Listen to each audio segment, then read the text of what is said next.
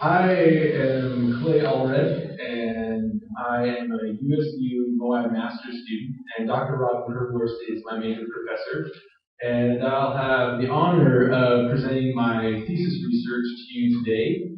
I'm also a National Park Service biological science technician. I am the lead assassin for the Southeast Utah group, and I take great pride in my work and my schooling. So our research is kind of the other dimension that's been mentioned earlier by some people, and it's the human dimension of our natural resource management. So we found knowledge, norms, and preferences among river users for Tamarisk control, predominantly in Canyons National Park on the Green and Colorado rivers. And the reason that we did this research is because we all in this room, and probably everyone I'm talking to right now, may know more about this than I do, but Tamarisk is a big problem. And we have managers out there controlling Tamarisk, and then this may have a profound effect upon river users' experience. And this is important to us in national parks as we manage the resource for the enjoyment of people.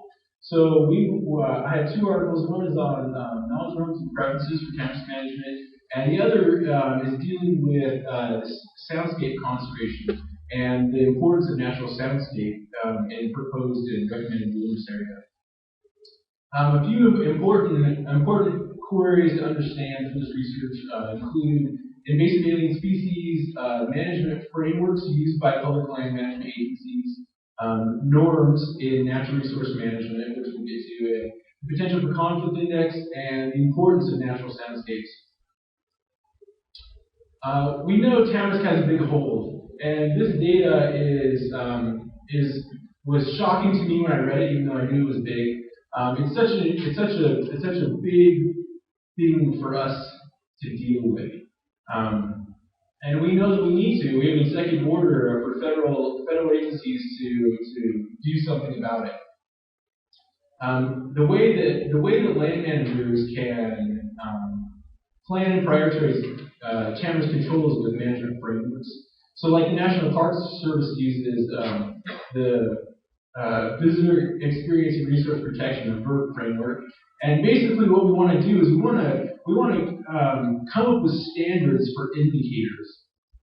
So an indicator is something that's manageable and measurable. So for us, say, chainsaw use may be a norm. It's something that we can mitigate. And norms help us in social science to discover what people think the standards should be. So individuals have standards.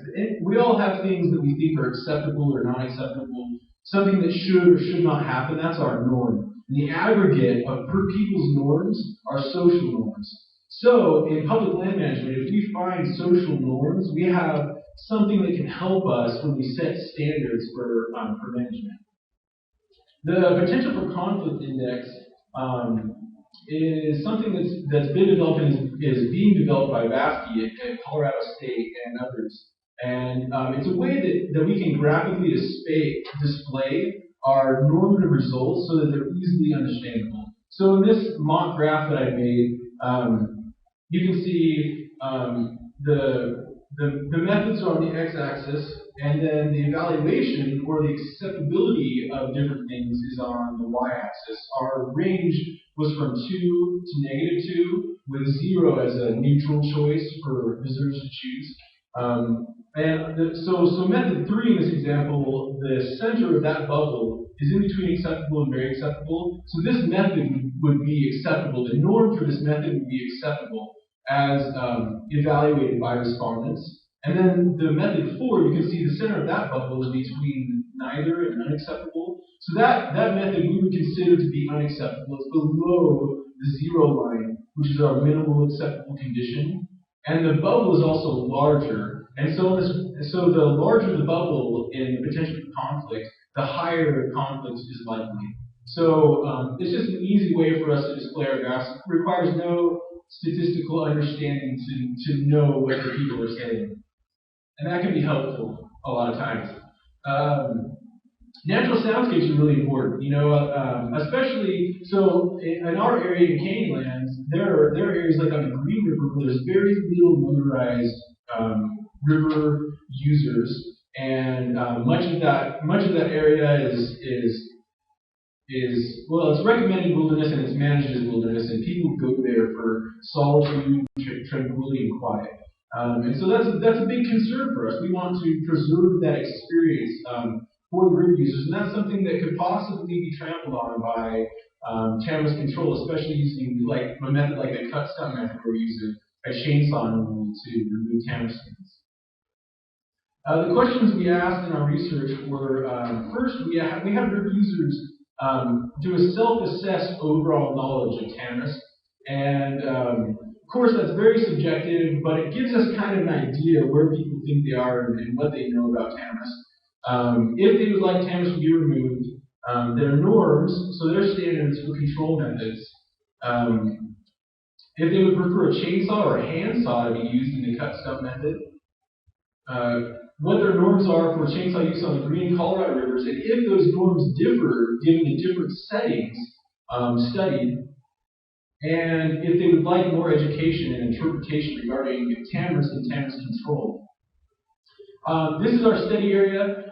For those of you who are familiar with the park and with the rivers here, it's really simple. Mineral Bottom is kind of the put-in to go down the Green River for Canyonlands National Park. So that's in BLM, that's point A. Point B is Spanish Bottom. So that's the last bit of flat water before you get to Brown Betty Rapid, which is the first rapid in Cataract Canyon. And then also going up the Colorado River to point C, which is the Intrepid Potash boat ramp. So most of our river users saw about 80 miles of river, and 40 of those miles were normally canoeing. The majority of our river users were canoeing flat water, or possibly rafting, but most were canoeing. And so they had a lot of time floating in that flat water to look at tamarisk and get a good idea of what they thought about it. We questioned 330, well, we had 330 responses, and that puts us in our 95% confidence interval. So our questionnaire, real quickly, I thought I'd show you the pictures here that we have our questionnaire. Past research shows that showing someone a picture of an action or a situation is a lot better for them to understand it than just an explanation. So we made sure we showed pictures of all our different methods. These are the methods, mechanical mulching. I sat outside, there were some pretty awesome machines that are used for mulching tamarisk. I'd like to maybe take one of those home. And then burn, cut stump method, and tamarisk leaf beetle. Foliar application, many of you I'm sure are familiar, it can also be an effective method. It's not used in our area currently and wasn't a subject for this research. The analysis was facilitated using SPSS, which is a statistical package for social science. Excel 2010, especially graphing the PCI2 results. And then here are some of the equations that we used for PCI. The first equation is the actual potential for conflict among respondents. And then the second is a distance formula where you can find if the distance between two PCI values is statistically significant. And we did use that in the study. And this slide should not be blank. All right. 88% of river users supported the removal of tamarisk when asked, a close-ended question, yes or no, do you want tamarisk removed? So that's good news. Most of those respondents said that it was for an environmental reason. Either they knew tamarisk was exotic and they wanted it gone, or they love native plants and they want to see native plants do better. And we also divided it up so that river users could evaluate the different control methods between campsites or in and adjacent to campsites. And 88% of respondents said we want it removed everywhere, both between and in campsites.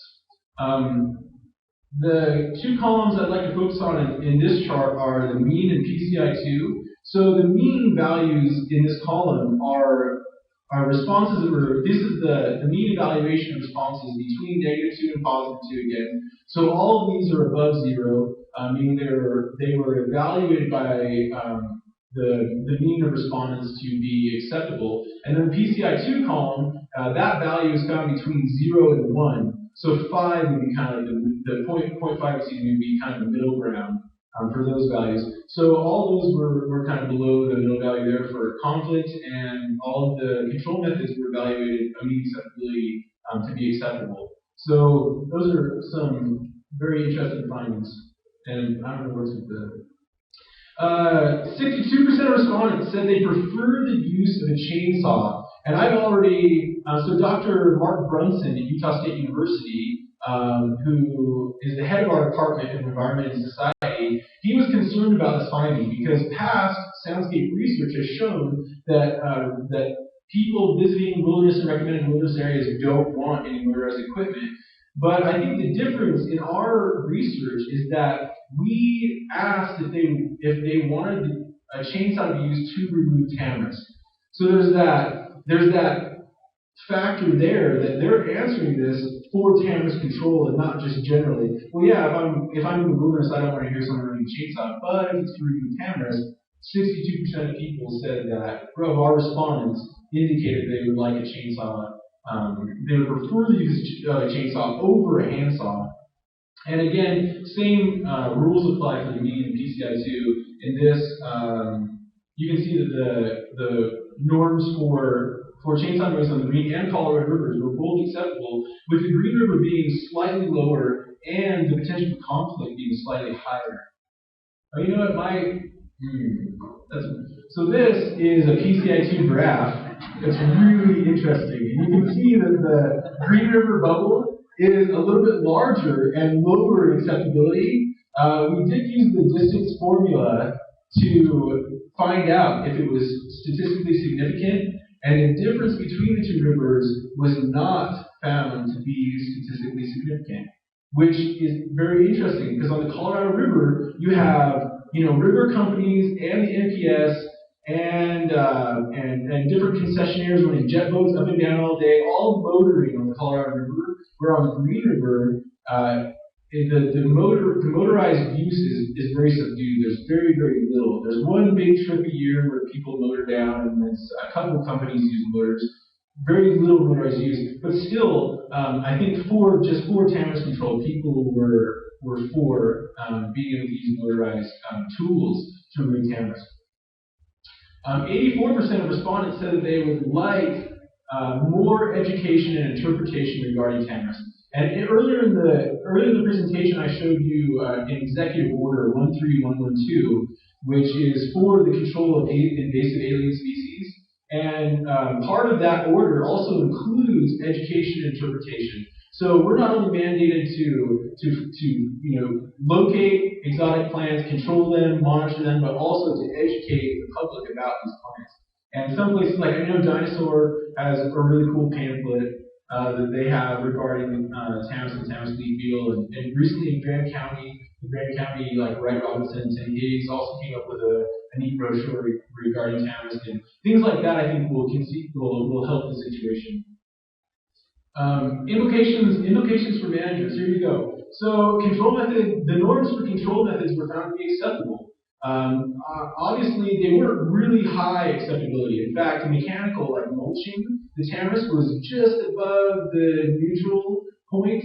So there should be caution exercised when performing these methods, but still, there's that consensus that there's some public support for the control of tamarisk. That chainsaws can be used, and that's really important for us. Like, I'm on a chainsaw project right now in Arches National Park. I'm taking a break from it to come present to you right now. My shoulders are really sore from hefting a chainsaw all day. It's important to us to use the cut stump method using a chainsaw because the efficacy of our control is so much higher. Using a handsaw to down stands of tamarisk is a chore. I have volunteer groups with me that do that frequently, and we can just cover a lot more ground using a chainsaw. And of course, there's the need for additional education. That can be done with ranger talks, with interpretive boards. There are many options there, of course. There's a lot of research that can be done regarding tamarisk control, the human dimensions of tamarisk management.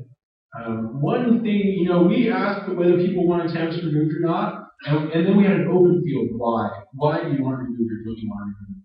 And that question could be asked for every one of their responses. It would be really interesting to know why people think chainsaw use is acceptable on the Green River, for instance. Or if they prefer the use of a chainsaw or hand saws, would that be most appropriate in certain time periods of the year, when visitor use is very low, or certain times of day, or should we keep a certain distance from camps or visitors?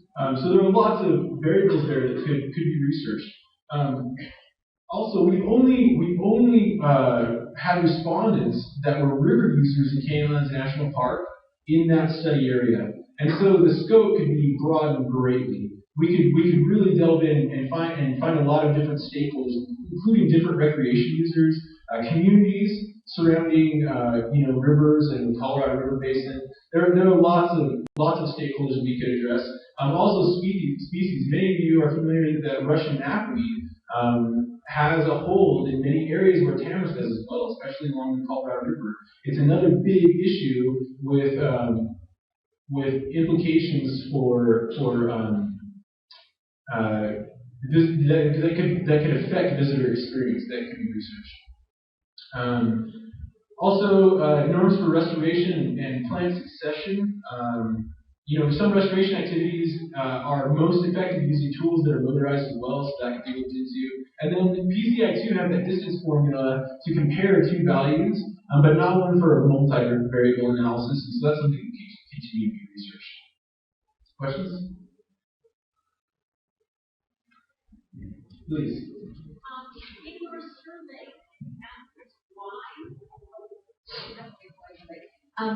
when you were asking them why they wanted it removed, and you were saying 67% said ecological, 17 recreational, were they allowed to choose more than one answer? How is that? How are the answers?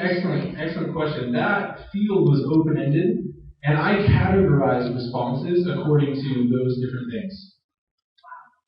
So if they put down two things, how did you record them? There was an answer that was both. So when you say two things, some people said Tamarisk is non-native, we want it out of here, and it blocks my access to my favorite art set. So those went into a different response that was both ecological and recreation. Did you report those? I didn't see that. Is there a book? That wasn't in that slide, I'm sorry. Do you know that number off the top of your head? I don't. No. But it wasn't. To be honest, sorry. It wasn't higher than one or the other alone, though. No. The ecological was definitely one. Most people just wrote non-native or invasive in that field. The majority of respondents. Good question. Sorry about that.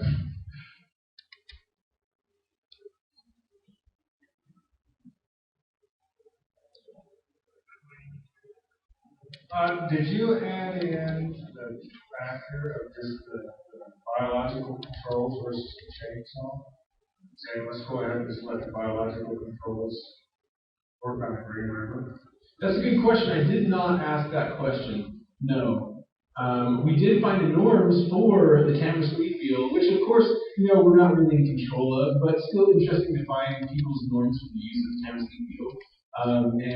And they were high, and places in the Green River, specifically right now, we're planning a Canyonlands river restoration plan that will start next year. We're going to be planning last year and this year. And places on the Green River where we do control would be really high value recreation areas where, maybe we'll move a few Tamarisk or something like that. Not a big control effort between campsites or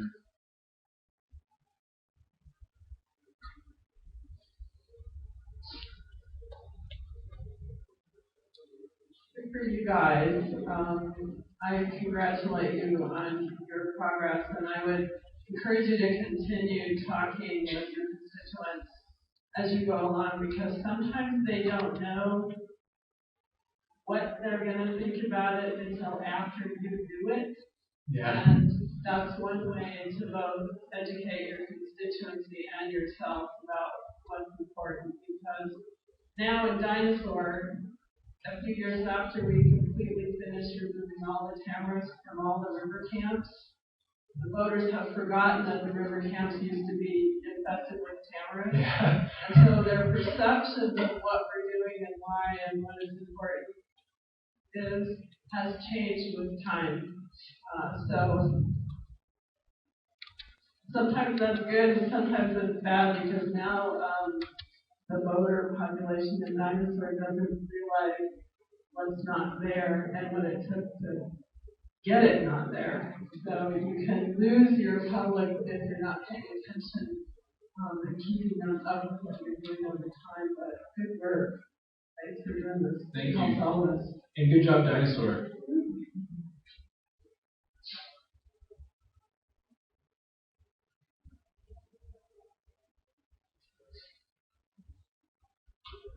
Thank you.